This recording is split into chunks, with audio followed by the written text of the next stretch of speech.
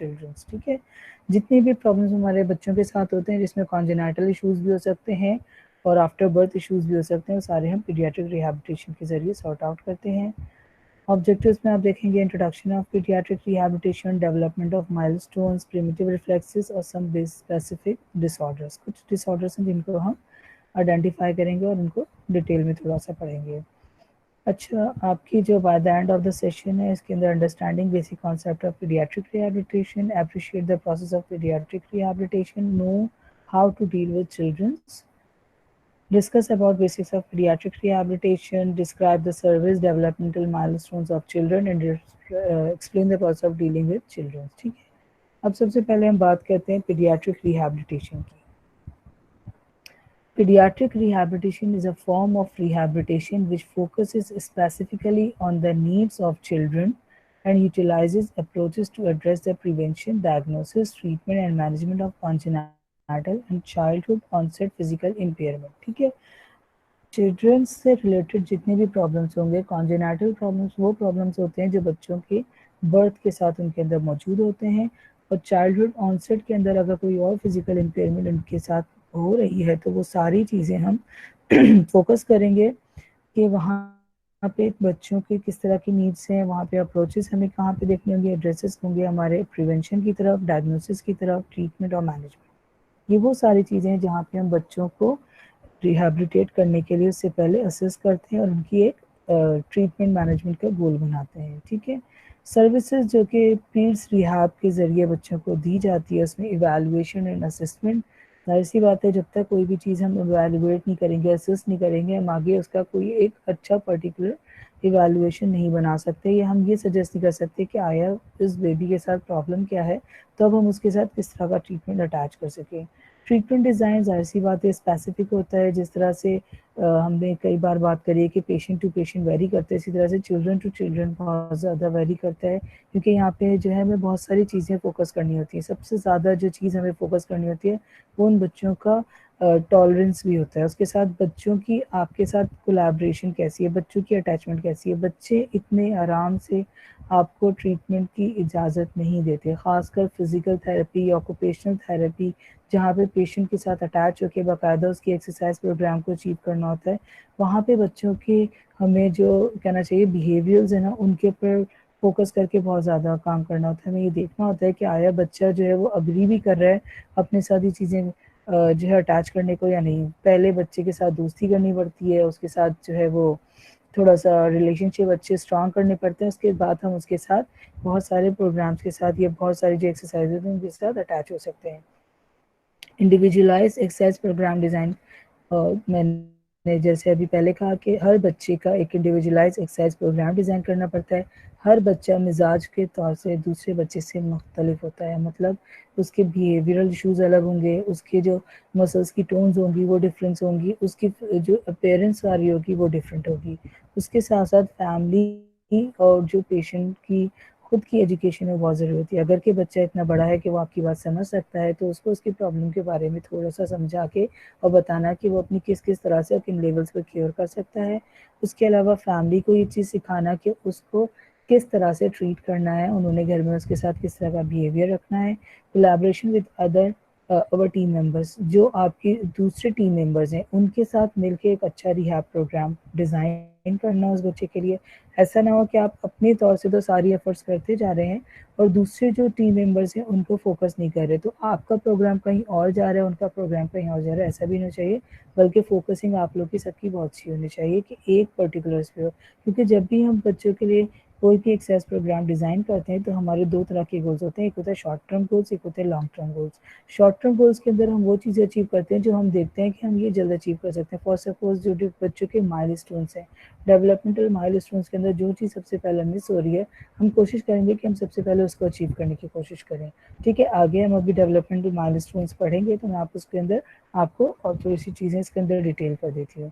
Good doctor in paediatrics कौन सा होता है? वो जो कि बहुत अच्छा ऑब्जर्वर हो, वो चीज़ें भी ऑब्जर्व करे जो उसको नज़र आ रही हैं और उन चीज़ों को भी ऑब्जर्व करे जो बच्चा बेसिकली फ़ौरन से बता नहीं पा रहा, ठीक है ना। बच्चे की हैबिट्स के साथ इसके अलावा सोशल एंड कॉन्फिडेंट, उसको सोशल भी होना चाहिए कि वो बच्चों के इंटरेक्शन बहुत अच्छे से कर सके, उसका बिहेवियर इतना अच्छा हो कि वो बच्चों के साथ घुल मिल जाए और उनके लेवल की बातें करके और उस तरह से करके उनको जो है वो उनकी चीज़ें अचीव कर सके, उनके साथ दोस्ती कर सके। उसी तरह से उसको बहुत कॉन्फिडेंट होना चाहिए, लिसनर होना चाहिए। लिसनर सबसे ज़्यादा ज़रूरी होता है कि वो उसके पेरेंट्स की लिसन कर सके, क्योंकि बच्चे जो होते हैं वो अपनी बात अपने आप को आपको इस तरह से अच्छे से नहीं समझा सकते, ठीक है ना। वो अपने बिहेवियर से तो बता सकते हैं कि वो किस तरह के एटीट्यूड के अंदर हैं, क्या चीज़ चाहते हैं क्या नहीं चाहते, लेकिन वो अपनी प्रॉब्लम एग्जैक्ट नहीं बता सकते। वो हमें इंडिकेट करते हैं बहुत सारी चीज़ें उनके पेरेंट्स, ठीक है।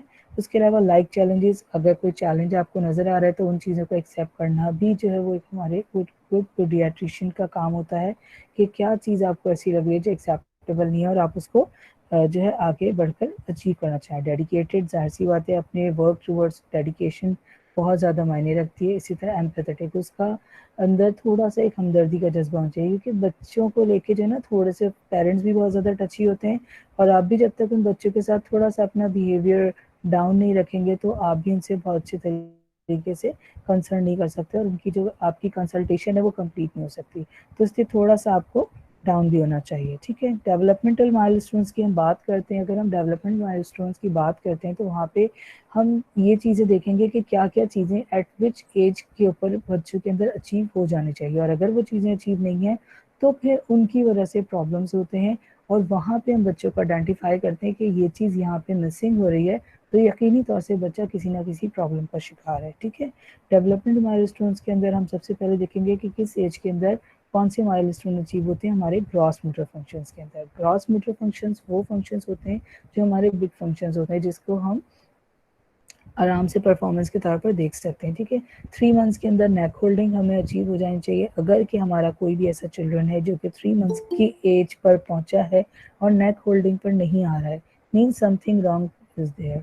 तो अगर नेक होल्डिंग 3 मंथ्स में नहीं आ रही है तो इस वक्त अलार्मिंग साइन होता है कि हम उसके ऊपर अपना फोकस रखें कि ऐसा क्यों हुआ, ठीक। इसी तरह से 5 मंथ्स पे अगर रोल ओवर बच्चा रोल नहीं कर रहा है अपनी बॉडी को तो भी प्रॉब्लम हो सकती है। ये वो पर्टिकुलर एजेस हैं जिन एजेस पे इन बच्चों को ये काम करना चाहिए। इसी तरह 6 मंथ्स पे sits in tripod fashion. Sits in tripod fashion क्या होता है कि बच्चा बैठ तो जाता है लेकिन अपने हाथों को आगे सपोर्ट के लिए थोड़ा सा झुक कर बैठता है ताकि वो गिर ना जाए, ठीक है। अपनी पोजीशन वो इस तरह की मेंटेन करता है 6 में, जबकि 8 मंथ्स के ऊपर सिटिंग विदाउट सपोर्ट अचीव हो जाती है। अब अगर कोई बच्चा ऐसा है जो 8 मंथ्स की एज तक पहुंच गया और अभी भी उसकी सिटिंग अचीव नहीं हो रही है, तो हम थोड़ा सा उसको टाइम दे सकते हैं कि मे बी वो 8.5 मंथ्स पर जो है वो complete sitting with support without support पे आ जाए।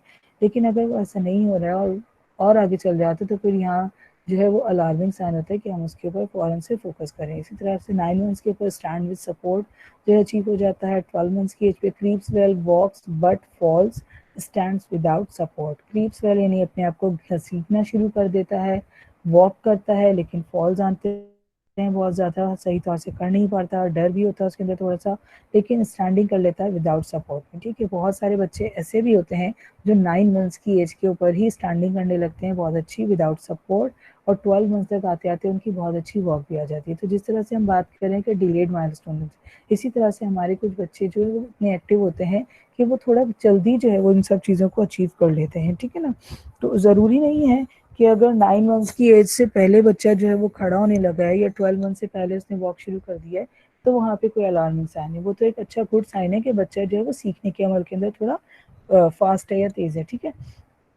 15 मंथ्स की एज के ऊपर जो है वो बच्चा वॉक अलोन कर रहा होता है और क्रीप्स अपस्टेयर्स, यानी अब वो सीढ़ियों को चढ़ने के लिए जो है वो क्रीप्स का वे जो है वो यूज़ करे। इसी तरह से 18 मंथ्स के ऊपर रन्स और एक्सप्लोर ड्रॉर्स हमारे सबसे ज़्यादा मुश्किल बच्चे होते हैं, जिसके लिए हमें अपनी बहुत सारी चीज़ों को जो है वो बहुत हिफाजत से रखना पड़ता है। उनकी कोशिश होती है कि वो हर चीज़ के अंदर देखें कि वो चीज़ क्या है और वहाँ पे क्या उनके लिए कोई पसंदीदा या उनके मतलब की कोई चीज़ मिल सकती है, ठीक है। इसी तरह से 3 इयर्स का बच्चा जो होता है बहुत आराम से ट्राईसाइकिल चलाने लगता है, ऑल्टरनेट फीट के साथ गोइंग अप स्टेयर्स होता है, जबकि 4 इयर्स के अंदर वो हॉप करने लगता है और alternate feet going down stairs के ऊपर आ जाता है। ये सारे के सारे माइलस्टोन्स अगर के एट दी सेम ये जो एजेस मेंशंस हैं इनके ऊपर अचीव नहीं हो रहे हैं तो इसका मतलब ये है कि यहाँ पे हमें फ़ौरन से अपने बच्चे को जो है वो किसी अच्छे पीडियाट्रिशियन के साथ कंसल्टेशन की ज़रूरत है। इसी तरह से जब हम ग्रॉस मोटर फंक्शंस की बात कर रहे हैं तो हम फाइन मोटर फंक्शन डेवलपमेंट की भी बात करेंगे। फाइन मोटर फंक्शंस के अंदर जीरो के अंदर तो हम कुछ भी नहीं करते सिवाय एक रिफ्लेक्स को जिसको ग्रास्पिंग कहते हैं। आगे मैं आपको प्रिमिटिव रिफ्लेक्सेस बताऊंगी, उसके अंदर मैं आपको बताऊंगी ग्रास्प रिफ्लेक्स क्या होता है। इसी तरह से जब 1 to 3 मंथ्स की एज होती है तो बच्चा सिर्फ रीचिंग इधर उधर अपने हाथ पाँव चला रहा होता है जिसका कोई मकसद नहीं होता, ठीक है। 3 मंथ्स की एज में ग्रास्पिंग करने लगता है, आप उसके हाथ में अपनी उंगली पकड़ाएं तो वो पकड़ लेता है। इसी तरह से 4 to 5 मंथ्स की एज के ऊपर वो रीच और ग्रास्प करते हैं, यानी कोशिश करते हैं कि किसी चीज़ आसपास की चीज़ों को जो है वो कोशिश करता है वहां तक पहुंचने की और उनको पकड़ने की। इसी तरह से 6 to 7 मंथ के अंदर उसका कंट्रोल ऑफ रीच आ जाता है और ग्रास्प हो जाता है, मतलब अब वो चीज़ों के करीब भी पहुंच सकते हैं अपने आप को खिसका के या कैसे करके और उनको पकड़ने की कोशिश करता है। 9 मंथ्स के अंदर प्रिंसिपल ग्रास्प आ जाता है, यानी वो बहुत फाइनली चीज़ों को ग्रास्प करता है, लेकिन जो वो ग्रास्पिंग उसकी होती है वो थ्रू फिंगर्स नहीं होती बल्कि वो क्या करते हैं पूरे पाम्स के जरिए जो है वो अपने चीज़ों को ग्रास्प करता है। अगर आप लोगों ने ऑब्जर्व किया हो तो इस चीज़ को बहुत अच्छे से आप देख सकते हैं कि बच्चे किस तरह से अपने चीज़ों को पकड़ते हैं कि पूरे हाथ से पकड़ते हैं, ऐसे नहीं कोशिश करते आप उनके हाथ में चाहे उनको कोई बिस्किट दे दीजिए चाहे उनका कोई खिलौना दे दीजिए, पूरी कोशिश करते हैं पूरे हाथ से पकड़ें, पेन अपनी फिंगर पॉइंट्स को यूज़ नहीं करते इतनी ज़्यादा। इसी तरह से 10 मंथ्स का बच्चा जो होता है वो क्लैपिंग करने लगता है, क्लैपिंग करने लगता है, ठीक है, ग्रास्प करने लगता है अपने हैंड्स को। इसी तरह से 12 to 14 मंथ्स के ऊपर रिलीज ऑब्जेक्ट रूडली, क्या करते हैं जो चीज़ पकड़ी होती है कोशिश करते हैं कहीं भी फेंक दे किसी भी तरह से, ठीक है। इसी तरह से 18 मंथ्स पे उसका कंट्रोल रिलीज आ जाता है, किस तरह से कि उसको पता होता है कि अब मैं जो चीज़ फेंकूंगा वो मैंने किस तरह फेंकनी है। 12 मंथ्स की एज से पर तो वो बस उसके हाथ में चीज़ होती है वो छोड़ देता है, ठीक। ये आपके सारे हो गए फाइन मोटर डेवलपमेंट। अगर इनके अंदर भी कोई चीज़ एब्सेंस नज़र आ रही है तो वो हमारे लिए जो है अलार्मिंग होगी, रेड फ्लैग होगी और हम वहाँ पे बच्चों को आगे की तरफ वो करेंगे। इसी तरह से की सोशल एंड अडेप्टिव माइलस्टोन्स होते हैं जिसके अंदर at the age of 2 months बच्चा सिर्फ सोशल स्माइल करता है, जिसमें ज़रूरी नहीं कभी कभी वो आपको देख के भी कर रहा होता है, कभी कभी वो खुद से भी वही मुस्कुराता रहता है। 3 मंथ्स की एज तक वो अपनी मदर को बहुत अच्छे से पहचानने लगता है, उससे पहले ही पहचानते हैं, लेकिन 3 मंथ्स पे उसको पता होता है कि उसकी मदर कहाँ है। उसकी जो आई कांटेक्ट होता है वो मुस्तकिल, अगर रूम में उसकी मदर कहीं मूव कर रही है तो वो उनके साथ साथ चल रही होती है। इसी तरह से at the age of 6 month वो रिकग्नाइज करने लगता है स्ट्रेंजर्स को, स्ट्रेंजर एंजाइटी उसके अंदर लगती है कि अगर उसके घर के अंदर जो लोग मौजूद हैं, उसके सिबलिंग्स हैं, उसके और दूसरे रिलेटिव्स हैं जिसमें उसके अंकल हैं, आंट्स हैं, उसके ग्रैंडफादर्स हैं, उन सबको तो वो बहुत अच्छे से पहचान लेते हैं, लेकिन कोई एकदम नया बंदा आता है तो उनको पहचान लेता है कि ये कोई घर का बंदा नहीं है, और वो ऐसा शो करता है कि वो उनके साथ बहुत ज़्यादा जैसे आराम से बाकी घर के फैमिली मेम्बर्स के साथ उसकी अटैचमेंट होती है वैसे नहीं कर रहा होता, ठीक है। इसी तरह से 9 मंथ्स की एज के ऊपर बाय बाय करना सीख जाता है, बहुत आराम से हर एक को टाटा टाटा इस तरह से करने लगता है। इसी तरह से 12 मंथ्स की एज पे comes when called play simple ball game, ठीक है। 12 मंथ्स की एज पे बच्चा अपने आप को थोड़ा सा पहचान लगता है, उसको बुलाया जाए तो वो आ जाता है। और बॉल उठा के फेंकने जो हम बात कर रहे थे 12 के, कहीं भी उठा के फेंक देना, उस पर टारगेटेड नहीं होता, वो काम करने लगता है। 15 मंथ्स की एज पर जारगॉन, जारगॉन आप कह सकते हैं कि वो सारी चीज़ें आ जाती हैं जिसके अंदर बच्चा जो है सही तौर से अपनी स्पेसिफिकेशन नहीं दे सकता।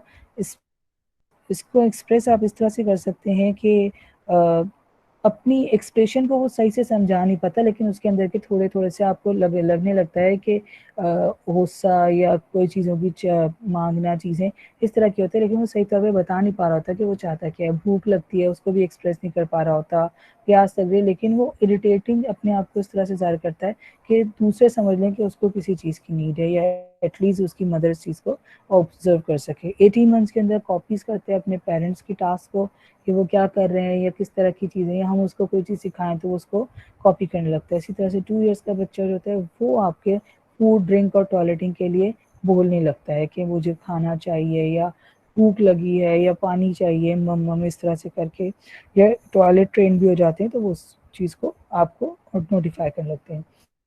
इसी तरह से 3 इयर्स पे जो है वो जाके शेयर करता है टॉयस को अपने, ठीक। Knows full name and gender, अपना जेंडर पहचानने लगता है, अपना फुल नेम पहचानने लगता है। 4 इयर्स पे plays cooperatively in a group, goes to toilet alone.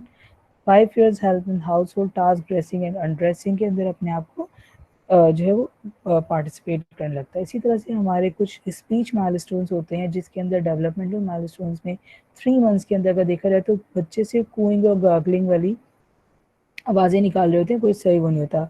6 month के अंदर बैबलिंग वाले उनके वर्ड स्टार्ट होते हैं, बा बा बा, कोई वर्ड उसके नहीं होते स्पेसिफिक, लेकिन उनकी बैबलिंग की तरह की वॉइस उनको प्रोड्यूस कर रहे होते हैं।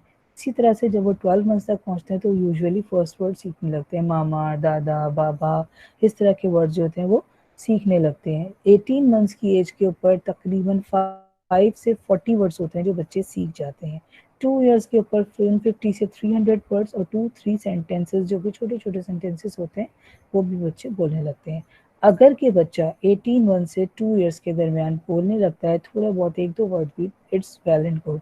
अगर के बच्चा 2 इयर्स की एज तक जाकर बिल्कुल भी नहीं बोलता है, कोई साउंड प्रोड्यूस नहीं कर रहा होता है, कोई वन वर्ड भी नहीं बोल रहा होता है लाइक मामा, बाबा, दादा, तो फिर हम उस बच्चे को फौरन से स्पीच थेरेपी के लिए कंसर्न कराते हैं। 2 इयर्स की एज तक हम लोग इस चीज़ का वेट करते हैं कि बच्चा में भी जो है वो थोड़ी बहुत स्पीकिंग के अंदर आ जाए, लेकिन अगर यहाँ तक वो पहुँच के नहीं आ रहा है तो फिर 2 इयर्स की एज के ऊपर उसको फ़ौरन से स्पीच थेरेपिस्ट के साथ अटैचमेंट कराई जाती है ताकि वो अब उसकी फर्दर ऑन प्रोग्रेशन की तरफ काम करे और उसको स्पीच की तरफ लेके आए। 3 इयर्स की एज के ऊपर बच्चा 900 to 1000 वर्ड सीख जाता है और शॉर्ट क्वेश्चंस करने लगता है जो कि उसके बहुत सारे उल्टे सीधे सवाल होते हैं जिसका उनको आंसर चाहिए होता है। 4 इयर्स के ऊपर 2000 वर्ड्स 5+ वर्ड सेंटेंसेस वो बोलने लगता है और 5 इयर्स के अंदर आइडेंटिफाई करता है लेटर्स को, क्रिएट करता है लॉन्ग सेंटेंसेस को। ओके जी, अब हम बात जो हम इतनी देर से करे जा रहे थे बीच में कि रेड फ्लैग्स आते हैं, तो वहाँ पे क्या है, अगर अनएबल टू सिट है वो 9 मंथ्स की एज पे, अनएबल टू ट्रांसफर ऑब्जेक्ट है from one hand to second other hand 1 year age पे, एबनॉर्मल पिंसर ग्रिप्स आ रही है या ग्रैस्प 15 मंथ्स तक नहीं है, अनएबल टू वॉक अलोन है 18 मंथ्स पे, या failure to speak recognisable words to 2 years. ठीक है, ये वो सारी चीज़ें जो मैंने अभी आप लोग को पीछे बताई, ये सारी चीज़ें उन बच्चों के रेड फ्लैग्स पे आएंगे कि अगर वो इन सब चीज़ों से दूर हैं तो यकीनी तौर से उनको फ़ौरन से जो है वो पीडियाट्रिशियन के पास ले जाने की ज़रूरत है ताकि फर्दर ऑन उनकी रिहैबिलिटेशन के ऊपर काम हो सके।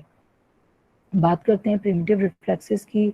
प्रिमिटिव रिफ्लेक्सेस को हम इस तरह से समझ सकते हैं कि जो बच्चे की पैदाइश के साथ उसके अंदर मौजूद होते हैं, चंद वो रिफ्लेक्सेस होते हैं जो आपके बच्चे की नॉर्मल होने की इंडिकेशन देते हैं, ताकि आप ये जान सकें इन रिफ्लेक्सेस के ज़रिए कि बच्चे की जो पैदाइश हुई है वो तमाम नॉर्मल उसके साथ हुई है।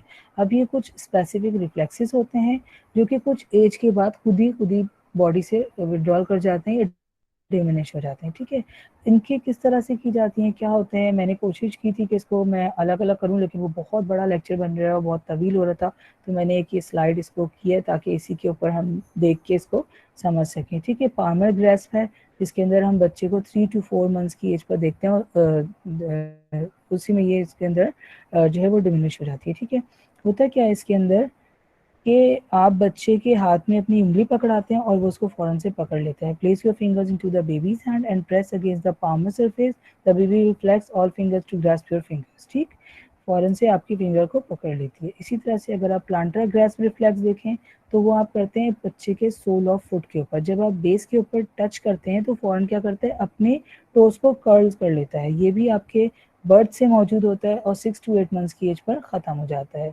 पामर ग्रेस्प रिफ्लेक्स बर्थ से मौजूद होता है, 3 to 4 मंथ्स की एज पे ख़त्म हो जाता है, लेकिन जो आपका प्लांटर ग्रेस्प रिफ्लेक्स है ये बर्थ से मौजूद होता है, 6 to 8 मंथ्स की एज पर ख़त्म हो जाता है। इसी तरह से रूटिंग रिफ्लेक्स होता है कि अगर आप बच्चे के लिप्स के आसपास अपनी फिंगर को स्ट्रोक करें तो बच्चा फ़ौरन माउथ ओपन कर लेता है, और अगर आप जो है वो उसके मुंह में उंगली दे रहे हैं तो फौरन सक भी करने लगता है। ठीक है, ये क्या करता है, stroke the perioral skin at the corners of the mouth will open and baby will turn the head towards the stimulus and side and suck. ठीक है, उस तरफ जिस तरफ उंगली है उस तरफ अपने आप को टर्न कर लेगा और फौरन से उसको सक करने की कोशिश करेगा। ये भी बर्थ से मौजूद होता है और 3 to 4 मंथ्स की एज तक डिमिनिश हो जाता है। ठीक है, इसी तरह से आपका नेक्स्ट रिफ्लेक्स होता है मोरो रिफ्लेक्स, जो कि स्टार्टर रिफ्लेक्स भी कहते हैं। इसमें क्या करते हैं, आप बेबी को होल्ड करते हैं सुपाइन सपोर्टिंग हेड के साथ। ठीक है, उसके बाद क्या करते हैं, एब्रप्टली आप उसके हेड एंड लेग और abruptly lower the entire body about 2 feet.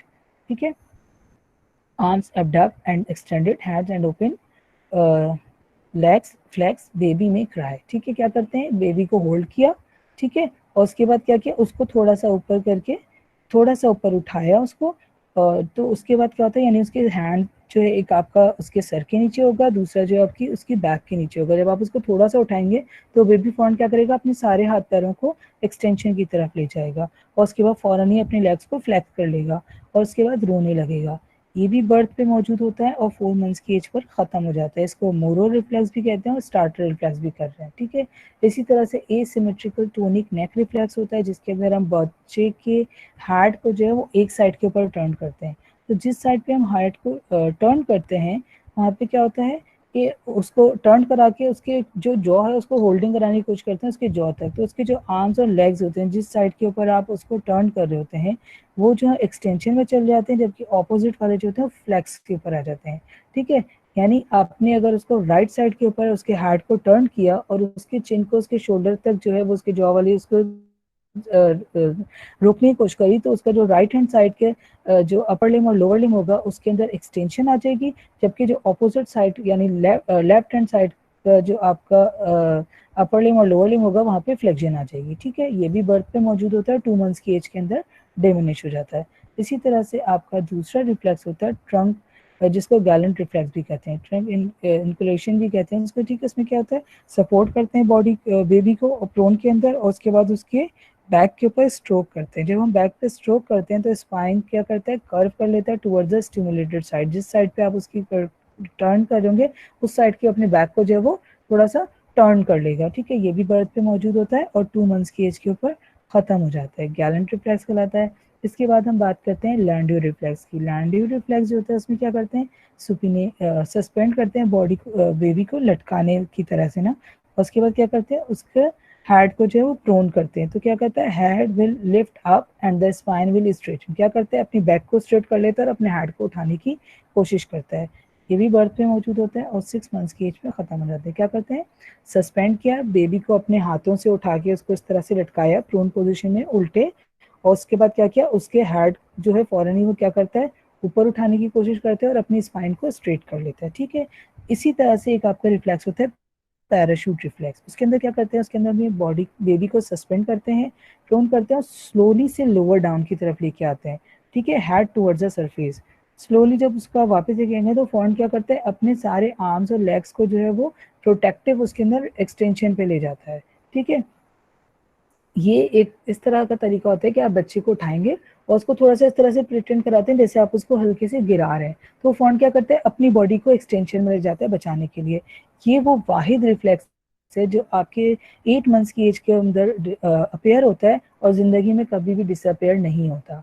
आप कभी भी कहीं से गिरते हैं अपने आप को फौरन से एक्सटेंशन पे अपनी बॉडी को लेके जाते हैं, अपने आप को सेव करने के लिए प्रोटेक्टिव जो है उसका फौरन से रिएक्शन आता है, जिसकी वजह से क्या होता है कि आप फौरन से अपनी बॉडी को एक्सटेंशन में अपने सारे अपर लिम्स और लोअर लिम्स को एक्सटेंशन में रहते हैं ताकि आप गिरने से सेफ हो सके। अगर आपको कोई उछाले तब भी आप यही करते हैं और जब आप कहीं पे भी धक्का लगे गिरने लगे तब भी आप यही करते हैं। ठीक है, इसी तरह से आपका पॉजिटिव सपोर्ट रिफ्लेक्स आ जाता है। उसके अंदर क्या करते हैं, आप अपने बेबी को दोनों हाथों से होल्ड करते हैं, दोनों साइड में उसके जो अंडर आर्म्स एरिया होता है वहां से उसको जो है अच्छे से होल्ड करते हैं। उसके बाद क्या करते हैं, उसको जो है फीट जो होते हैं उसके उसको टच कराते हैं सरफेस के ऊपर। वो क्या करता है, हिप नीज एंड एंकल्स को एक्सटेंड कर लेता है, बेबी स्टैंड अप हो जाता है और पार्शियली बियरिंग वेट जो होता है वो अपना 20 to 30 सेकेंड्स तक अपने जो वेट होता है उसको कंट्रोल करने की कोशिश करता है, अपने आप को होल्ड इरेक्ट पोजीशन में करता है। ये भी बर्थ से मौजूद होता है, ये 2 मंथ्स की एज पे जो अपेयर होता है और 6 मंथ की एज तक मौजूद रहता है। जबकि आपका जो प्लेसिंग एंड स्टेपिंग रिफ्लेक्स है उसके अंदर क्या करते हैं, इसी तरह से सेम बेबी को पकड़ते हैं और जब से उसकी एक पाँव को आप उसको स्ट्राइक कराते हैं तो उसका जो रिएक्शन आता है ना वो वॉकिंग बनाने लगता है। वो क्या करता है, स्टेप लेने लगता है, उस पाँव को तो आगे वो करता है और दूसरे पाँव को आगे बढ़ाना शुरू करता है। एक पाँव स्ट्राइक करता है और दूसरे पाँव को आगे बढ़ाना शुरू कर देता है। ठीक है, ये बर्थ के वक्त मौजूद होता है, बेस्ट नज़र आ रहा होता है आफ्टर 4 डेज और ये वेरिएबल एज टू डिसअपेयर, ऐसा ऐसा थोड़ी सी एज के अंदर ये डिसअपेयर हो जाता है। ठीक, ये सारे प्रिमिटिव रिफ्लेक्सेस थे, होपफुली आपको समझ में आए होंगे। अच्छा जी, एक और चीज़, जब हम बच्चों की असेसमेंट कर रहे होते हैं तो उसके अंदर हम एबगार स्कोर को बहुत ज़्यादा अहमियत देते हैं। ये भी वो स्कोरिंग है जो हम फ़ौरन बर्थ के बाद उसकी करते हैं। एबगर एक साइंटिस्ट थे, ये उनके नाम के ऊपर रखा गया है। उन्होंने इसको सबसे पहले जो है वो आइडेंटिफाई किया था।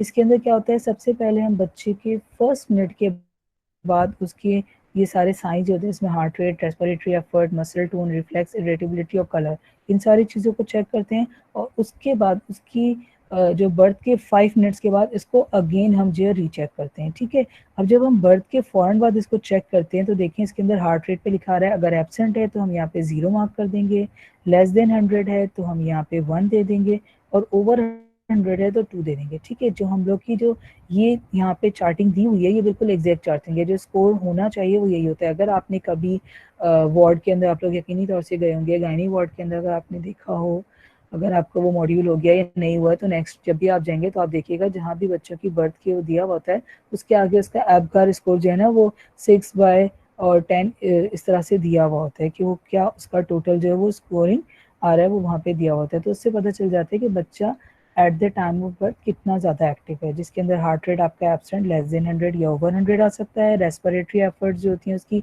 या तो एब्सेंट होती हैं या स्लो और इरेगुलर होती हैं, या फिर गुड क्राई के ऊपर होती हैं। ठीक है, मसल टोन जो होती है उसकी लिम्प होती है, यानी बिल्कुल या तो बिल्कुल डाउन सी होगी, सम फ्लेक्शंस होंगी। ठीक है, उसके अलावा एक्टिव मोशंस हो सकती हैं। ठीक, रिफ्लेक्स इरिटेबिलिटी, या तो बिल्कुल भी कोई रिस्पॉन्स नहीं दे रहा होगा, या ग्रेमेंस होगा कि आप उसके साथ कुछ जो है वो रिफ्लेक्स करने की कोशिश करें तो वो अपने फेसेस एक्सप्रेशन से नागवारी का से जैसे ऐसा वो करता है, इस तरह से कुछ करेगा, या फिर रोने लगेगा। ठीक है, कलर जो होगा उसका पेल होगा, या तो या बॉडी पिंक या एक्स्ट्रा ब्लू नज़र आ रही होगी, या फिर ऑल पिंक होगी। ठीक है, अब जो फर्स्ट मिनट के ऊपर हम उसको जो है चार्टिंग करेंगे, उसकी मार्किंग ये होगी, और जो हम आफ्टर 5 मिनट्स पे करेंगे उसकी मार्किंग ये होगी। ठीक है, एबगार स्कोर चार्टिंग को ज़रा अच्छे से याद रखिएगा, बहुत बार इसको पूछा जाता है। ठीक है, पीस रिहेबिलिटेशन की अगर हम बात करें तो बहुत सारे वार्ड वास्ट एरियाज हैं जहाँ पे काम करते हैं, जिसमें सेरेब्रल पाल्सी आ जाता है, जिसके अंदर पल्सी आ जाता है, डाउन सिंड्रोम है, बर्न्स हैं, टेलीपीसिकोनोवेरस है, मायोपैथीज हैं, स्पाइना बाइफिडा है, torticollis, toe walking, orthopaedic injuries, neurological disorders, pre surgical assessments, post surgical rehabilitation, brain injuries, spinal cord injuries, ये सारी वो सारी प्रॉब्लम्स हैं जो वहाँ पे किसी भी बच्चे के साथ जो मौजूद हो सकती हैं, और उनकी ट्रीटमेंट की अटैचमेंट उनकी पीडियाट्रिक्स रिहेबिलिटेशन के साथ की जाती है। अब हम कुछ स्पेसिफिक प्रॉब्लम्स हैं जिनको हम देखेंगे, गो थ्रू करेंगे कि उनके बारे में क्या होता है। बहुत ज़्यादा जो है बड़ी फील्ड है जहाँ पे हम देखते हैं बहुत सारा काम होता है, बहुत सारे प्रॉब्लम्स हैं। लाइक फॉर सेरेब्रल palsy अगर हम देखें तो ये क्या होता है, a group of disorder of the development of movement and posture causing activity limitation that are attributed to non-progressive disturbance that occur in the developing fetal or infant brain। ठीक है, दो जगह पे इसके अंदर प्रॉब्लम हो सकता है, या तो इनका डेवलपमेंट फेटल के ऊपर या फिर इन्फेंट ब्रेन के ऊपर। क्या होता है, ग्रुप ऑफ डिसऑर्डर्स हैं जो कि आपके डेवलपमेंट प्रोसेस को जो है वो डैमेज करते हैं या उसके अंदर लिमिटेशन दे देते हैं, जिसकी वजह से क्या होता है, प्रोग्रेसिव डिस्टर्बेंस नज़र आ रही होती है। सेरेब्रल palsy के जो कॉजेज जो हम देख रहे होते हैं उसके अंदर प्री नेटल के अंदर 44% कहते हैं। फर्स्ट ट्राइमेस्टर के अंदर आप देख सकते हैं जिसमें कॉजेज टेट्रा जोन्स हो सकते हैं, क्रोमोसोमल एबनॉर्मलिटीज हो सकती हैं, जेनेटिक सिंड्रोम्स हो सकते हैं, या ब्रेन मेलफॉर्मेशन हो सकती हैं। ठीक है, पेट्रोजेंस वो मेडिसिन होती हैं जिनकी यूजुअली बॉडी में इतनी ज़्यादा नीड नहीं होती है। बहुत ज़्यादा तादाद में अगर ड्यूरिंग प्रेगनेंसी ले ली जाए फर्स्ट ट्राइमेस्टर के अंदर, तो बेबीज़ के अंदर सेरेब्रल palsy के या ब्रेन डैमेज होने के चांसेस आ सकते हैं। इसी तरह से सेकेंड ट्राइमेस्टर में अगर इंट्रा यूट्राइन कोई इन्फेक्शन हो रहा है, प्रॉब्लम्स हो रही हैं फेटल या प्लेसेंटल फंक्शनिंग के अंदर, तो आपका ये जो है वो सीपी होने का चांस होता है। इसी तरह से लेबर और डिलीवरी के वक्त 19% चांस होता है अगर के पेशेंट फ्री क्लेम्जिया में चला गया, या कॉम्प्लिकेशन हो रही है लेबर की वजह से, डिलेड लेबर जा रहा है, इसकी वजह से हाइपोक्सिक कंडीशंस आ रही हैं, सफोकेशन जो हो रहा है फेस कर रहा है, या फिर आपका जो बर्थ कॉर्ड होती है वो अगर नेक के अंदर आ जाती है, वो सारी चीज़ें भी जो होती हैं वो बच्चों को प्रॉब्लम करी होती है। इसी तरह से पेरीनेटल के अंदर सेप्सिस या सीएनएस इन्फेक्शन या एस्फेक्सिया या प्री मैच्योरिटी हो रही है, ये सारी चीज़ें भी होती हैं कि 8% चांस होता है कि आपका बच्चा पैदाइश के बाद इनमें से किसी चीज़ का शिकार हो और वो सीपी की तरफ जाए। इसी तरह से चाइल्डहुड के अंदर बहुत कम बच्चे होते हैं जहाँ पे मेनिंजाइटिस, ट्रॉमेटिक ब्रेन इंजरी या किसी टॉक्सिन इनहेलन की वजह से आपका बच्चा जो है वो सीपी की तरफ चाहे, और कुछ 24% होते हैं जिसके अंदर कुछ चीज़ें पता नहीं होती हैं, बच्चा ऑटोमेटिकली जो है वो सीपी की तरफ चले जाता है। इसकी मैं आपको एग्जांपल देती हूँ। मेरे पास एक बच्ची आती थी जो कि 5 इयर्स ओल्ड थी, नॉर्मल बच्ची थी, अपनी नॉर्मल उसके सारे माइलस्टोन्स अचीव किए, डेवलपमेंट उसकी बिल्कुल नॉर्मल रही, पैदाइश नॉर्मल थी। उसके बाद वो स्कूल गोइंग हुई, स्कूल जाने लगी, उसने 2 क्लासेस भी पढ़ी। उसके बाद आई थिंक मॉन्टेसरी या नर्सरी के अंदर वो थी, नर्सरी के अंदर जो है उसको जो है वो कैंसर डायग्नोस हुआ। कैंसर था उसके एब्डामन में किसी रीजन के अंदर। उसकी जो है बाकायदा ट्रीटमेंट हुई, सारा कुछ होने के बाद जब उसकी सब कुछ सर्जरीज वगैरह सब कुछ बिल्कुल एग्जैक्ट सब कुछ सही हो गया उसका, उसके बाद उसको सीपी कॉज हो गया। वो बच्ची जो है सेरेब्रल पाल्सी पे चली गई। पहले बच्ची बिल्कुल ठीक थी, सब कुछ उसका नॉर्मल डेवलपमेंट पे गया, लेकिन एक कैंसर की वजह से उसको जो है वो सीपी कॉज हो गया। तो यहाँ हम ये नॉट ऑब्वियस के अंदर परसेंटेज दे रहे हैं। इस तरह के बहुत सारे केसेस रिपोर्ट होते हैं जो कि आपको सीपी की तरफ लेके जाते हैं, ठीक है। इसी तरह से और भी बहुत सारे इश्यूज और प्रॉब्लम्स होते हैं जो हमारे रेयर डिजीजेज होती हैं, वो वाले बच्चे भी जो हैं वो सीपी की प्रेजेंटेशन देने लगते हैं, ठीक है। इसी तरह से डेवलपमेंटल माइलस्टोन्स अगर सिर्फ डिले हो रहे हैं और उनकी कॉग्निशन इन्वॉल्वमेंट नहीं है, तो हम उनको डेवलपमेंटल डिलेट के ऊपर लेके जाते हैं, जो कि हमारा ग्लोबल डेवलपमेंटल डिलेट कहलाता है। लेकिन अगर वहाँ पे कॉग्निशन इन्वॉल्वमेंट आ रही है तो वो स्पेसिफिक हो जाता है सीपी के लिए। वहाँ पे क्या होता है कि बच्चों की सोचने समझने की सलाहियत जो है वो भी मुतासिर हो रही होती है, एज़ कम्पेयर टू उसके सिर्फ जो है वो फिजिकल इम्पेयरमेंट के। अगर किसी फिजिकल इम्पेयरमेंट हो रही है और डिलेड ऑनसेट हो रहा है तो फिर हम उसको ग्लोबल डेवलपमेंटल डिलेट के ऊपर लेके चले जाते हैं, ठीक है। क्लिनिकल क्लासिफिकेशन सीपी के अंदर जो है वो हम देखते हैं कि स्पास्टिक टाइप होती है, जहाँ पे हमें टोन बहुत ज़्यादा हाई मिलती है और पोस्चर कंट्रोल उसका इतना अच्छा नहीं होता। इसी तरह से डिस्कनेक्टेड या एथेटॉइड होती है, जहाँ पे एबनॉर्मल या इनवॉलेंट्री मूवमेंट्स होती हैं जो थ्रू आउट मूवमेंट उनकी मौजूद रहती हैं, ठीक है। इसी तरह से एटैक्सिक होती है, जहाँ पे वाइड बेस के साथ वो गेट होता है और उसको वॉकिंग के अंदर बहुत ज़्यादा इश्यूज आ रहे होते हैं, वो इतने आराम से चल नहीं पा रहा होता उसकी लोअर लिम्ब की वीकनेस की वजह से। मिक्स टाइप या डिस्टोनिक के अंदर कॉम्बिनेशन आ जाता है, यानी मतलब उसमें स्पास्टिक भी हो सकता है, उसके साथ डिस्कनेक्टिक भी आ सकता है, या स्पास्टिक के साथ एटैक्सिक भी आ सकता है, ठीक। टाइप्स ऑफ सेरेब्रल पाल्सी के अंदर एक चीज़ अगर हम देखे जाएं तो 3 तरह के हमें बच्चे बहुत ज़्यादा कॉमनली नज़र आते हैं, जिसमें हेमिप्लेजिक, जिसमें वन साइड ऑफ बॉडी जो है वो हाफ साइड जो होता है, या तो राइट हैंड और राइट लेग जो है वो इन्वॉल्व होती है। और बच्चा जो है वो सीपी उसके अंदर क्या होता है कि arm turn in the bend, hand fused, leg turn in and bent, and typical standing हो जाती है, यानी वो सही तौर से खड़ा नहीं हो पाता, एक साइड पे टिल्टिंग महसूस होता है, एक हाथ और एक पाँव के अंदर हमें उसकी बहुत ज़्यादा इन्वॉल्वमेंट नज़र आती है। ये जो आपके हेमिप्लेजिक बच्चे होते हैं, इनकी cognition involvement as compare to other के कम होती है, ठीक है। ये आपकी बात समझ लेते हैं थोड़ी बहुत।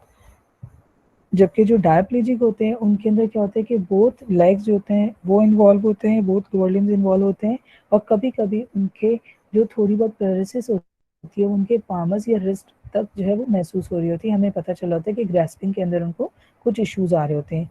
ये बच्चे भी काफ़ी हद तक बातों को समझ लेते हैं, और अगर हम इन पर थोड़ी सी मेहनत करें तो ये नॉर्मल जो बच्चों के स्कूल होते हैं वहाँ पे पढ़ भी लेते हैं। बस ये होता है कि अपनी एज के बच्चों से थोड़ा सा पीछे होते हैं कभी कभी। इसी तरह से क्वाड्रिप्लेजिक जो बच्चे होते हैं ये सबसे ज़्यादा प्रॉब्लमेटिक बच्चे होते हैं, क्योंकि इनकी पूरी बॉडी इन्वॉल्व होती है और इनका कॉग्निशन लेवल बहुत ज़्यादा डाउन होता है, और इनका हेड कंट्रोल भी बहुत पुअर होता है। ये यूजुअली स्पास्टिक प्रेजेंटेशन दे रहे होते हैं, और अगर इनको अर्ली ट्रीटमेंट पे ना लेके जाया जाए तो फिर इनके सारे जॉइंट्स के अंदर इतनी सीवियर कॉन्ट्रैक्चर्स डेवलपमेंट हो जाती है कि उसको नॉर्मली ट्रीट करना बहुत मुश्किल हो जाता है। फिर उसके लिए हमें सर्जिकल प्रोसीजर की तरफ जाना पड़ता है।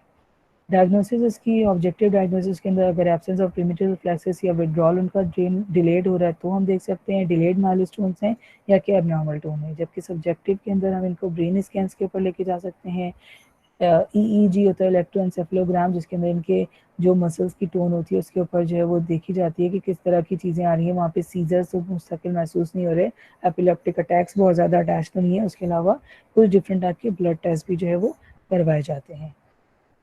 ट्रीटमेंट के अंदर सबसे अच्छा इनका जो है वो फिजिकल थेरेपी के साथ अटैचमेंट रहती है, क्योंकि वहीं से इनकी टोन नॉर्मलाइजेशन का सबसे ऊपर काम किया जाता है, और ये देखा जाता है कि कौन सा माइलस्टोन का सबसे ज़्यादा डिलेट पे जा रहा है। अगर कि आपके पास बच्चा इतनी छोटी एज के अंदर आ गया है कि उसका हार्ट कंट्रोल भी नहीं है, तो हम सबसे पहले काम करते हैं उसके हार्ट कंट्रोल के ऊपर। हार्ट कंट्रोल के बाद उसकी ट्रंक कंट्रोल पे काम करते हैं, उसके बाद उसकी स्टैंडिंग पे काम किया जाता है। मतलब पहले हेड कंट्रोल, फिर सिटिंग पोस्चर पे काम किया जाता है, उसके बाद उसकी स्टैंडिंग, देन वॉकिंग पे काम किया जाता है। इसी तरह से साथ साथ ऑक्यूपेशनल थेरेपिस्ट जो है वो काम करता रहता है उनकी बैलेंस के इश्यूज़ के ऊपर, और साथ साथ उनकी कौन सी एक्टिविटीज़ हैं जिनके ज़रिए उनको वो फाइन मूवमेंट्स के ऊपर लेके जा सकता है। एडीएल के अंदर कौन सी एज के ऊपर पर्टिकुलर वहाँ मौजूद होंगे तो उनके ऊपर काम कराया जा सकता है। स्पीच और लैंग्वेज थेरेपिस्ट, जैसे मैंने अभी आपको पहले ही बताया कि अगर कि 2 ईयर्स की एज तक बच्चे की स्पीच डेवलपमेंट नहीं हो रही है तो फिर हम उस बच्चे को स्पीच प्रोग्राम के साथ भी अटैच कर देते हैं। स्पेशल एजुकेशन चीज़ें इनको सिखाई जाती हैं, जिसके अंदर इनको जो है उठने बैठने के तरीके, इनको लोगों के साथ मेल जोल के सारी चीज़ें जो इनकी एजुकेशन में सिखाई जाती हैं। इसके अलावा इनको शॉर्ट वर्ड्स और इस तरह की चीज़ें भी सिखाई जाती हैं।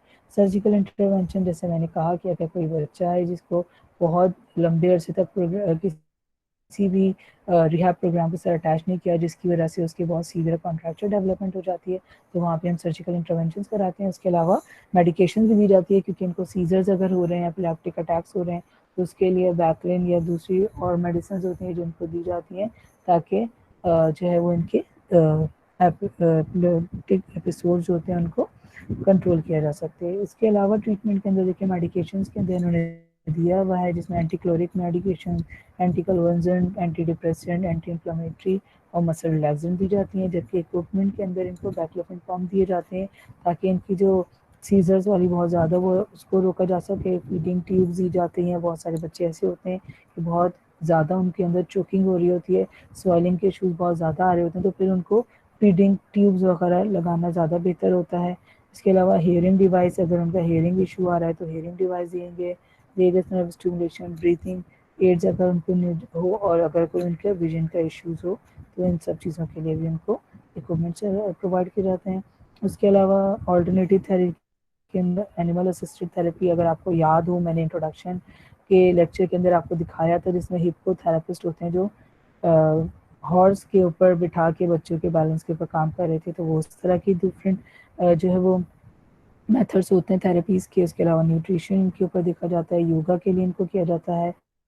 कुछ एडेप्टिव स्पोर्ट्स होते हैं जिसके अंदर इनकी इन्वॉल्वमेंट करा के इनको अच्छे से जो है ट्रेन किया जा सकता है।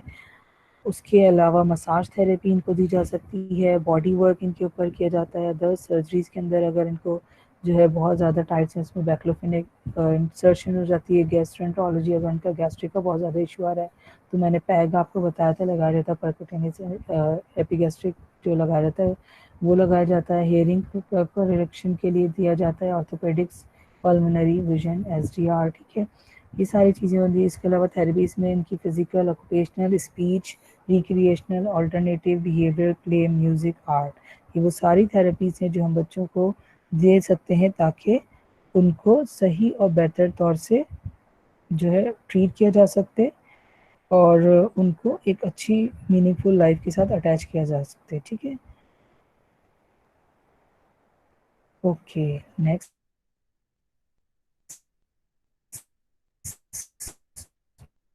हम जाते हैं स्पाइना बाइफिडा ट्यूब डिफेक्ट्स आ रहे थे, जिसके अंदर आपका जो एक ग्रुप होता है डेवलपमेंटल डिफॉर्मिटीज़ का वो नज़र आ रहा होता है, जिसकी वजह से क्या होता है कि आपका जो न्यूरल ट्यूब होती है वो सही तौर से फ्यूज़ नहीं हो पाती है, और वहाँ पे क्या होता है कि स्पाइनल कॉर्ड के लेवल पे कोई ना कोई प्रॉब्लम जो है वो जाती है। वो इस तरह की होती हैं, उसके अंदर 3 टाइप्स के स्पाइना बाइफिडा होते हैं, जिसमें spina bifida occulta, spina bifida cystica, meningocele और स्पाइना बाइफिडा सिस्टिका माइलोमेनिंजियोसील आ जाता है, ठीक है। स्पाइना बाइफिडा ऑक्यूलेटा जो होती है क्या होती है, हर्निएशन होती है मेनिंजीज की, जिसकी इंसिडेंस जो है 5 to 36% है एडल्ट तक। यहाँ पे क्या कहते हैं, ये एसोसिएटेड होता है, पिगमेंटेड नर्व्स होता है, एंजियोमा होता है, हेयरी पैच एंड डर्मोइड। मैं आगे आपको दिखाती हूँ। Usually found in the lumbosacral region, may have bowel and bladder involvement and no hydrocephalus. ये देखिए स्पाइना बाइफिडा ऑक्यूलेटा के अंदर अगर आप देखें लंबर रीजन पे आपको थोड़ा सा टफ नज़र आ रहा होगा। वहाँ पे क्या होता है, हेयरिंग लाइक अपीयरेंस आ जाती है, और ये आपकी स्पाइनल कॉर्ड का थोड़ा सा न्यूरल ट्यूब डिफेक्ट होता है, इसमें सही तौर से उसकी फ्यूजिंग नहीं हो पा रही है। तो ये होता है, ये कम लोगों के अंदर कॉज होता है जो भी आपके बर्थ डिफेक्ट के साथ आते हैं, और इसके अंदर जो है सिर्फ आपके देखते पिगमेंट नर्व होती हैं, एंजियोमा होता है, ठीक है, ये लंबोसेक्टल रीजन पे है, और बाउल और ब्लैडर की इन्वॉल्वमेंट इसके अंदर सबसे ज़्यादा होती है, और उसकी जो है प्रॉब्लम्स नज़र आ रहे होते हैं, और इसके अंदर हाइड्रोसेफलस नहीं होता, ठीक है। दूसरी इसकी जो टाइप्स हैं उसके अंदर स्पाइना बाइफिडा सिस्टिका आ जाता है, जिसमें मेनिंजियोसील और माइलोमेनिंजियोसील आता है। ये देखिए आप इसको देख रहे होंगे। जो आपका मेनिंजियोसील है ये क्या होता है, एक्सटर्नल सिस्टिक स्वेलिंग होती है कंटेनिंग सीएसएफ। आपका जो अब ये जो प्रोट्रूडिंग हो रही है जो आपके दोनों के अंदर ऑक्लेटर सिस्टम है, यहाँ पे क्या हो रहा है, सीएसएफ की एक्युमुलेशन नजर आ रही होती है स्वेलिंग एरिया के ऊपर। मेलफॉर्म वर्टिब्री होती है जिसकी वजह से ये बाहर की तरफ प्रोट्रूड कर जाता है। स्पाइनल कॉर्ड इंटैक्ट होती है, usually no sensory motor defect. यहाँ पे सेंसरी मोटर डिफेक्ट इतने ज़्यादा नज़र नहीं आ रहे होते। The most commonly occur in cervical region, ये देखिए आपको नज़र आ रहा होगा सर्वाइकल रीजन के ऊपर ये अकर होता है। कुछ बच्चे रेयर केसेस होते हैं जहाँ पे लंबर पे आपका माइलोमेनिंजियल सील भी आ जाता है, ठीक है। माइलोमेनिंजियल सील जो मोस्ट कॉमन फॉर्म है, सबसे ज़्यादा जो हमें बर्थ डिफेक्ट के अंदर न्यूरल ट्यूब डिफेक्ट्स मिलते हैं उसके अंदर माइलोमेनिंजियल सील जो है वो सबसे ज़्यादा नज़र आती है। Part of spinal column is severely malformed, and the spinal column nerve roots are also involved and protruded together with the meninges in a cystic swelling on the surface of the back। ये देखिए surface of the back के ऊपर severely swelling नजर आ रही है। अगर आप इस वाले उसमें देखें तो आपको यहाँ नजर आ रहा होगा कि किस तरह से इसके अंदर दूसरी मेनिंजीज और ये सारी जो है नर्व्स जो है वो भी प्रोट्रूड हो गई हैं और बाहर की तरफ उसको एक अपीयरेंस दे दी है, ठीक है। उसके बाद it is usually covered by a thin delicate membrane और ओकेजनली स्किन। एक बहुत डेलिकेट सी स्किन होती है उसके साथ ये जो है वो कवर रहता है, जो आपकी सारी चीज़ें उनको प्रोट्रूड के बाद उस पर असरअंदाज कर रही होती हैं, ठीक है। क्लिनिकल साइन के अंदर इसके अंदर मोटर डेफिसिट नजर आ रहे होते हैं, जो माइलोमेनिंजियल की सेंसरी डेफिसिट भी नजर आ रहे होते हैं, neurogenic bladder and bowel function ये सारे बहुत डिस्टर्ब हो रहे होते हैं। क्लिनिकल साइन मसल वीकनेस नज़र आ रही होती है, मस्कुलोस्केलेटल डिफॉर्मिटीज़ नज़र आ रही होती है, बहुत सारे टाइम हम हाइड्रोसेफेलस भी ऑब्जर्व करते हैं। मोटर डेफिसिट्स के अंदर क्या होता है कि मेजॉरिटी ऑफ टाइम जो आपका माइलोमेनिंजियल सील है इसके बाद बच्चे के अंदर बोथ लोअर लिम्स के अंदर सीवियरली वीकनेस होती है और उसकी वजह से वो सही तौर से अपनी कोई भी परफॉर्मेंस पर नहीं दे सकता। मतलब उसके दोनों लेग्स जो हैं बिल्कुल फ्लफी नज़र आ रहे होते हैं और उनके अंदर कोई भी मूवमेंट नहीं होती। जबकि सेंसरी डेफिसिट के अंदर क्या आ जाता है कि उनकी सेंस जो आपकी कहना चाहिए फीलिंग्स वाली सेंस होती है ना वो भी एब्सेंट होती है। उनको किसी भी किस्म की चाहे आप पिन प्रिंकिंग दे दें या आप ग्रास्प करें कुछ भी करें उनकी सेंसरी टोटली लॉस हुआ होता है। ब्लैडर और बाउल फंक्शन उनके बिल्कुल कंट्रोल में नहीं होते हैं। इसी तरह से क्या होता है मसल वीकनेस का साइन बहुत ज़्यादा पॉजिटिव नज़र आ रहा होता है। मस्कुलोस्केलेटल डिफॉर्मिटीज़ ऐसी बात है आपकी पूरी बॉडी लोअर बॉडी जो है वो विदाउट एनी टोन मौजूद है तो मस्कुलर डिफॉर्मिटीज़ होने का सबसे ज़्यादा चांस होता है। और हाइड्रोसेफलस का मतलब होता है कि accumulation of CSF in your brain. आपका जो ब्रेन का हिस्सा होता है वहाँ पे जो सीएसएफ की एक्यूमुलेशन है बहुत बढ़ जाती है जिसकी वजह से कई बार बच्चों का हार्ट जो होता है बहुत बड़े साइज़ के नज़र आ रहे होते हैं। ट्रीटमेंट के अंदर एक टीम अप्रोच है, उसके अंदर न्यूरो सर्जरी वालों की भी ज़रूरत होती है क्योंकि ज़ाहिर सी बात है सबसे पहले जो आपका न्यूरल डेफिसिट इतना बड़ा नज़र आ रहा है उसकी करेक्शन सर्जरी होती है। उसको दोबारा जो प्रोट्रूडेड एरिया होता है उसको दोबारा स्किन से हटा के और आपके जो है वो प्लेस किया जाता है उसकी सही एग्जैक्ट जगह पे। ऑर्थोपेडिक सर्जरी अगर आपके फुट के अंदर डिफॉर्मिटीज़ नज़र आ रही हैं जो भी कुछ वो उनको कर रहे होते हैं। यूरोलॉजिस्ट ज़ाहिर सी बात है आपका फॉरेन ब्लैडर फंक्शन डिस्टर्ब हो रहे हैं तो उनकी ज़रूरत होती है। फिजिकल थेरेपिस्ट जो कि आपकी लोअर लिम्ब की एक्सरसाइज के ऊपर काम करते हैं। ऑक्यूपेशनल थेरेपिस्ट आपकी सारी चीज़ों को इश्यूज को करेक्ट करने के लिए साथ इंटरेक्शन के अंदर हेल्प आउट कर रहे होते हैं। न्यूट्रिशनिस्ट बहुत ज़्यादा ज़रूरत है और नर्सिंग केयर। बच्चे बहुत लंबे अरसे तक जो है वो इस डिफेक्ट के साथ रहते हैं और बहुत मुश्किल से जो वो कवर कर पाते हैं। तो वहाँ पे नर्सिंग केयर की बहुत ज़्यादा ज़रूरत होती है कि ऐसा ना हो कि बच्चे जो है वो बहुत जल्द किसी जो है वो प्रेशर सोर्स का शिकार हो जाए जिसकी वजह से उनको और ज़्यादा प्रॉब्लम होने लगे। तो उन चीज़ों को केयर रखना, उनके उठने बैठने और उनकी हाइजीनिक कंडीशन को कंट्रोल रखने के लिए नर्सिंग केयर ज़रूर चाहिए होती है। नेक्स्ट हम बात करेंगे मायोपैथी की। Myopathy is a muscular disease in which the muscle fibers do not function for any one of many reasons resulting in a muscular weakness। होता क्या है कि मसल फाइबर्स के अंदर जो है फंक्शनिंग वेल नहीं रहती जिसकी वजह से क्या होता है कि या तो वो अपना जो है मस्कुलर वीकनेस देते हैं उसका कोई एक रीज़न भी हो सकता है, कई बार बहुत सारे रीजन भी हो सकते हैं।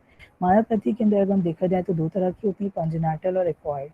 कॉन्जेनाइटल डिफॉर्मिटीज़ के अंदर आप देखें तो ये बर्थ से प्रेजेंट होती हैं, जिसके अंदर क्या होता है, लॉस ऑफ मसल टोन होती है और मसल वीकनेस होती है इन्फेंसी के अंदर, और उसके साथ साथ delayed motor milestone such as walking later in childhood. ठीक है, अब अगर हम बात करें सेरेब्रल पैल्सी के, जहाँ पे हम कह रहे थे कि वहाँ पे भी जो है वो डिलेड मोटर माइलस्टोन्स नज़र आ रहे थे, लेकिन जब कॉन्जेनाइटल मायोपैथी की हम बात करते हैं तो वहाँ पे हमें मसल टोन भी बहुत ज़्यादा डाउन मिलेगी।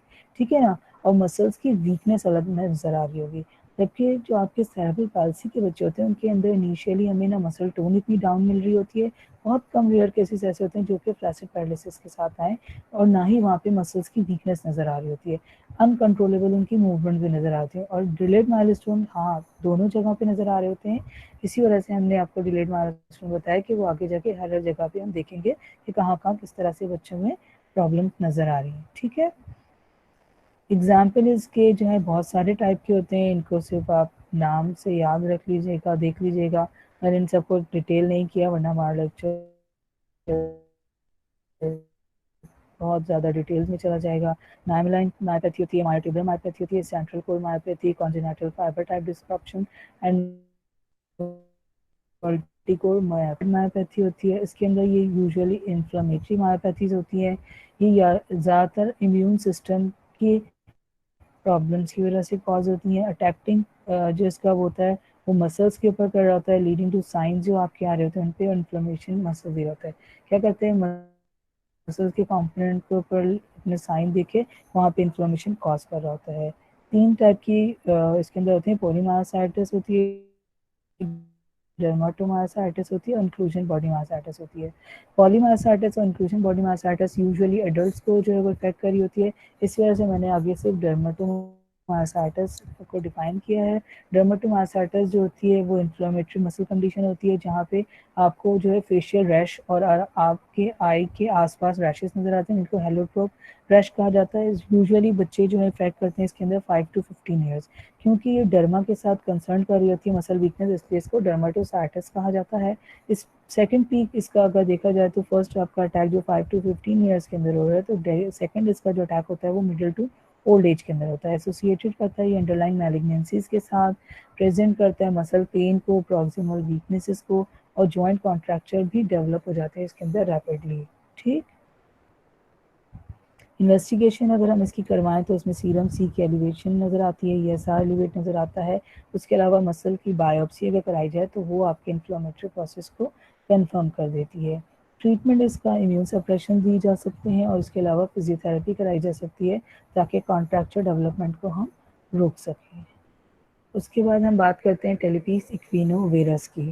टेलीपीस इक्विनोवेरस को कॉमनली क्लब फुट कहा जाता है, जिसका जो कहना चाहिए, talipes equinovarus common term used to describe several kinds of ankle and foot deformities which appears to be rotated internally present at birth। बच्चे का फुट जो होता है क्या होता है, एक वेनस शेप के अंदर होता है, अंदर की तरफ मुड़ा हुआ होता है, ऊपर जैसे हम लोग डॉर्सी फ्लेक्शन करते हैं वो परफॉर्मेंस नहीं हो पा रही होती है। फोर फुट और हाइंड फुट जो होता है वो वेरस के अंदर होता है, बिल्कुल ही जो है वो वेरस पोजीशन में होता है और सीवियरली एडक्शन पोजीशन में होता है। ये देखिए इस तरह की इसकी प्रेजेंटेशन होती है, इसमें एक वेनस नहीं हो रहा है, वेरस पोजीशन नजर आ रही है और उसके साथ साथ एडक्शन भी नजर आ रही है। ठीक, foot point down inward and sole of the feet face each other. Usually जो बच्चे होते हैं उनके अंदर 50% केसेस ऐसे होते हैं जिसमें बोथ फीट जो है वो इन्वॉल्व होते हैं। कुछ बच्चे रेयर केसेस ऐसे आते हैं जिनका कोई एक फुट जो है वो पैदाइश के वक्त इन्वॉल्व होता है, ये भी एक कॉन्जेनाइटल डिफॉर्मिटी है। अच्छा, जो आपकी क्लब फुट है ना, ये करेक्टेबल भी है और इसके जो है अगर बहुत माइनर जो है वो तो ज़रूरी नहीं है इसके लिए हमें सर्जरी या किसी और उसकी ज़रूरत पड़े, हम यूजुअली इसको ट्रीटमेंट से भी ठीक कर सकते हो। मैं आपको आगे बताती हूँ। इटियोलॉजीज की मल्टीफैक्टोरियल जेनेटिक इनहेरिटेंस है along with poorly understood environmental factors may explain the bulk of etiology. The condition is one of the most treatable of birth defects, often leading to normal and near normal athletic activities later in life. जैसे मैंने अभी आपसे कहा कि aetiology इसकी कोई इतनी ज़्यादा वो नहीं है, मल्टीफैक्टोरियल जेनेटिक इफेक्ट्स होते हैं जो इसके ऊपर कर रहे होते हैं, लेकिन कंडीशनली अगर हम इसको देखा जाए तो हम इसको ट्रीट बहुत अच्छे से कर सकते हैं एज़ कम्पेयर टू जो हमने पीछे सारे देखें, स्पाइना बाइफिडा के अंदर इतनी अच्छी रिकवरी और इतनी क्विक रिकवरी नज़र नहीं आ रही होती है।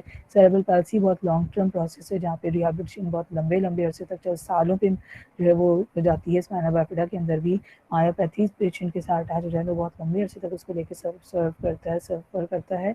जबकि आपका जो क्लब फुट है, इसकी करेक्शन बहुत आसान तो नहीं यानी, लेकिन बहुत अच्छी है, बहुत जल्दी इसको कर सकते हैं। इसको हम ट्रीटमेंट की अगर देखें तो प्राइमरी फोकस जो इसका होता है वो पॉन्स्टायर टेक्निक होती है। पॉन्स्टायर भी एक हमारे साइंटिस्ट थे, उन्होंने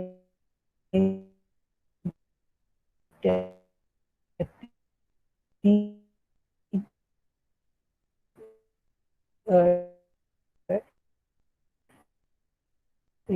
है इसकी की है। और इसमें सबसे पहले हम पॉन्स्टायर टेक्निक की बात करते हैं। पॉन्स्टायर टेक्निक के अंदर आप देख रहे होंगे हर फुट के सेल्स इस बच्चे के लिए बनाए जाते हैं, जो बिल्कुल न्यू हमारे टेक्निक है का जो सर्वेयर हुआ है और रिसर्च कहती है, वही कहती है कि इन सारे जो आप बच्चे के करेक्टेबल स्प्रिंट्स लगाते हैं, इनको कोशिश करनी चाहिए कि हर 5 डेज के बाद रीचेक किया जाए, हर 5 डेज पे, वरना कम से कम भी इसको 2 वीक्स के ऊपर हम छोड़ते हैं। 2 वीक्स के बाद हम इसको दोबारा देखते हैं, या तो बच्चे के फुट के शेप जैसे जैसे चेंज होता जाता है, वैसे वैसे आप उसके करेक्टेबल स्प्रिंट बनाते जाते हैं और उसको डिफरेंट मेथड से वो कर लिया जाता है। कुछ जगहों पर इसकी सर्जिकल मेथड्स की भी ज़रूरत होती है, कहाँ थोड़े बहुत जो है वो स्कार करके और उसके टेंडनेक्टमी की जाती है और उसको दूसरी साइड पे जो है टर्न करके और उसके ये स्प्रिंट अप्लाई कर दिए जाते हैं। वरना सिर्फ कॉन्स्ट्राई अगर कराया जाए तो डायरेक्ट सिर्फ इसके स्प्रिंट्स को भी इन्वॉल्व किया जा सकता है। ठीक है। Persistent deformity into adulthood can result in unstable ankle and lateral sprains and difficulty with weight bearing and other gross mobility tasks. अब होता क्या है कि अगर के बच्चा कम्प्लीटली तौर पर रिकवर हो जाता है तो एडल्टहुड के अंदर कभी कभी उसको अनस्टेबल एंकल्स के ऊपर जो लेटरल स्ट्रेन्स फील हो रहे होते हैं, या कभी डिफिकल्टी वेट बेयरिंग के अंदर आ रही होती है, और इसी तरह से ग्रॉस मोटर मोबिलिटी के अंदर भी डिफेक्ट आ रहे होते हैं। कई बार ऐसा होता है कि बच्चा अपनी पूरी करेक्शन के बाद जो है उसका नॉर्मल जो आर्च होती है वो डेवलप नहीं हो पाती है, तो वो फ्लैट फुट के उस पर जा रहा होता है। लेकिन ये सारी चीज़ें करेक्टेबल हो सकती हैं। मेरा अपना बेटा पैदाइश के वक्त बोथ फीट उसके जो है क्लब फुट पे थे, लेकिन वो बहुत ज़्यादा जो है वो नहीं थे करेक्टेबल। मैंने उसको किया, उसके ऊपर मैंने जो है जब वो 5 डेज़ का था, जब से मैंने उसके ऊपर काम शुरू किया, उसकी मैंने बहुत अच्छी एग्रेसिव एक्सरसाइजेस कराई, मसाज थेरेपी कराई। मैंने उसके ऊपर करेक्टिंग के अंदर उसको स्प्रिंट के ऊपर नहीं डाला था, लेकिन मैं उसको बैंडेजेस के ज़रिए जो है वो मेंटेन कर रही थी। उसका जो है वो स्टैंडिंग जो है वो उसकी बहुत डिले हुई, तकरीबन 1.2 यानी 12 to 14 मंथ्स के अंदर उसने सिर्फ अन सपोर्टेड स्टैंडिंग शुरू की थी। उसके बाद आहिस्ता आहिस्ता वो विदाउट सपोर्ट स्टैंडिंग पे आया, और तकरीबन जो है 18 मंथ से 2 ईयर्स के बिटवीन उसने अपनी वॉकिंग शुरू करी। वॉकिंग जब शुरू करी, जब मैंने ऑब्जर्व किया कि उसके जो फीट की पोजीशन है उसमें नॉर्मल आर्च उसकी एब्सेंट है, जब उसकी नॉर्मल आर्च मुझे एब्सेंट नज़र आई तो मैंने फिर वहाँ पे उसकी आर्च डेवलपमेंट पे काम किया। आर्च डेवलपमेंट के लिए मैं जितनी एक्सरसाइजेस को करेक्टेबल करा सकती थी वो सारी मैंने एक्सरसाइज कराई। उसके अलावा मैंने वो सारे शूज़ उसके लिए सजेस्ट किए जिसके अंदर नॉर्मली आर्च बनी हुई होती है। हमारे पास बबल गमर्स के और एरोसॉफ्ट के बहुत सारे शूज़ इस तरह के मौजूद हैं जिनके अंदर नॉर्मली आर्च मौजूद होती है। हम भी अपने पेशेंट्स को, जहाँ पे बच्चों के पास नॉर्मल आर्च के इश्यूज़ के साथ वो आते हैं, तो हम वहाँ पे उनको सजेस्ट करते हैं कि उनको इस तरह के शूज़ पहनाए जाए, एज़ कम्पेयर कि हम उनको फ़ौरन ही जो है वो आर्च डेवलपमेंट के लिए आर्चेस जो हमारे पास प्रोस्थेटिक्स के अंदर मौजूद होती हैं वो प्रोवाइड करें। मैं उनको ये शूज़ सजेस्ट करती हूँ ताकि उन शूज़ को पहना के उनको बच्चों को एक्टिविटी पे डालें, ताकि नॉर्मल जो उनकी आर्च है वो खुद को डेवलप होने लगे। एक और चीज़, अगर के बच्चों की आर्च डेवलप नहीं होती है, वो फ्लैट फुट होते हैं, तो कोशिश करनी चाहिए कि वो सारे बच्चों को जो है वो हम पूरा वक्त शू पहना के रखें, बजाय इसके कि उनको नंगे पाँव फिरने दिया जाए, या उनको कोई स्लीपर जो फ्लैट की तरह की स्लीपर्स होती हैं वो पहनाई जाए। इन चीज़ों को अवॉइड कराना चाहिए। अब मैं आपको कुछ वो चीज़ें बता रही हूँ जहाँ हमारी जो है वो लेक्चर में तो नहीं थे, लेकिन मैंने कहा मैं आपको थोड़ी चीज़ें और बता देती हूँ जो पीडियाट्रिक रिहैब के अंदर हम लोग करा रहे होते हैं। अगर कि बच्चा जो है टू स्टैंडिंग पे आ रहा होता है तो भी हम उसके ऊपर काम करते हैं, और उसके गेट को बेटर करने के लिए और उसके पूरे फुट को स्टैंडिंग उसकी नॉर्मल लाने के लिए हम काम करते हैं। उसके अलावा स्ट्रेचिंग्स, ये डिफरेंट टाइप की स्ट्रेचिंग्स आप देख रहे होंगे जो हम बच्चों को कराते हैं। अगर आप देखें इस फर्स्ट पिक्चर के अंदर आपको बच्चे की जो बोन्स की कंडीशन है वो नज़र आ रही होगी कि कितनी ज़्यादा स्पास्टिक है। ठीक, इसके साथ हम बच्चों को काफ स्ट्रेच कराते हैं कि हम उसको जो है एक सरफेस होती है हमारे पास जो इंक्लाइन सरफेस होती है उसके ऊपर खड़ा करते हैं ताकि उसके काफ के ऊपर स्ट्रेच है और उसकी स्टैंडिंग को नॉर्मल की तरफ हम लेके जा सकें। उसके अलावा हमारे पास स्टैंडर्ड्स होते हैं नॉर्मली जहाँ पे हम बच्चों को बांध कर खड़ा कर देते हैं और उनके फुट्स के ऊपर वेट बेयरिंग करवाते हैं ताकि उनकी स्टैंडिंग इम्प्रूव हो सके। इसी तरह से गेट ट्रेनिंग कराई जाती है थ्रू पैरल बार, स्टेयर क्लाइंबिंग कराई जाती है, स्टेयर्स हमारे तो मौजूद होती हैं जिसके ज़रिए हम बच्चों को स्टेयर क्लाइंबिंग कराते हैं। उसके अलावा सिट टू स्टैंड की प्रैक्टिस कराई जाती है। जो बच्चे सही तौर से अपने जो है वो सिट टू स्टैंड की एक्टिविटी की तरफ नहीं आते उनको हम लोग ये एक्टिविटीज़ कराते हैं। कॉर्नर स्टैंडिंग कराई जाती है जो कि आपके बैलेंस को अचीव करने के लिए बहुत ज़्यादा एडवाइजेबल है। उसके अलावा बेल्स पल्सी के साथ अगर बच्चे आते हैं जिसमें कॉन्जेनाइटल बेल्स पल्सी आजकल बहुत कॉमन हो गया है तो उनको डिफरेंट मेथड्स होते हैं जिसमें एक्सरसाइजेज और हमारी एक मोडालिटी होती है इलेक्ट्रिकल स्टिमुलेशन, उसके ज़रिए हम उसको ट्रीट करते हैं। अर्ब पल्सी को अगर आप देखा जाए तो ये एक नर्व डिफेक्ट होती है जिसके अंदर जो है बच्चे का हाथ जो होता है वो नॉर्मली जो है वो बिल्कुल फ्लफ़ी जो है वो नज़र आ रहा होता है और इसके अंदर जो है वो हम देखते हैं ऊपर अपर आर्म की इंजरी होती है जिसके अंदर बहुत सारी नर्व्स के ग्रुप्स होते हैं जो इन्वॉल्व होता है। ब्रेकियल प्लेक्सिस जो है वो इंजरी भी कराती है ये। इसके अंदर क्या होता है आपका हैंड जो एक साइड पे कभी ग्रिप पड़ा रहता है, सही तौर से उसकी ग्रिपिंग नहीं होती है तो हम उसके ऊपर काम करते हैं उसको स्टिमुलेशन के ज़रिए और डिफरेंट एक्टिविटीज़ जिसके अंदर हम उसको पिकिंग ऑब्जेक्ट्स वगैरह सिखाते हैं और उसको नॉर्मलाइज की तरफ लेके जाते हैं। उसके अलावा एरो स्प्रिंट वगैरह जो हमारे प्रोस्थेटिक्स वाले होते हैं वो उनको सिखाते हैं और उसको स्टैंडिंग विद सपोर्ट के लिए भी वो करते हैं। इसके अलावा बर्न कॉन्ट्रैक्चर्स, अगर कोई बच्चा हमारे पास बर्न्स के साथ आता है तो उसके ऊपर कॉन्ट्रैक्चर के ऊपर स्ट्रेचिंग के साथ उसको ट्रीट करना, जिसके अंदर ये देख सकते हैं आप हमारा बच्चा किस तरह फर्दर ऑन डेवलप होता जा रहा है। उसके हैंड की पोजीशन आप देखिए इनिशियल क्या थी, उसके बाद क्या आई, फिर आगे आगे हम उसके जो है वो स्प्लिंट भी प्रोवाइड करते हैं। ठीक है, और आहिस्ता उसकी जो स्ट्रेंथनिंग के ऊपर काम किया जाता है, उसके साथ हम उसकी लेंथ को बिल्कुल नॉर्मलाइज कर जाते हैं। ठीक है, अब आप लोगों से सवाल है, सब आप लोग ज़रा बताइएगा कि सिटिंग पोस्चर जो होता है बच्चों का विदाउट सपोर्ट किसे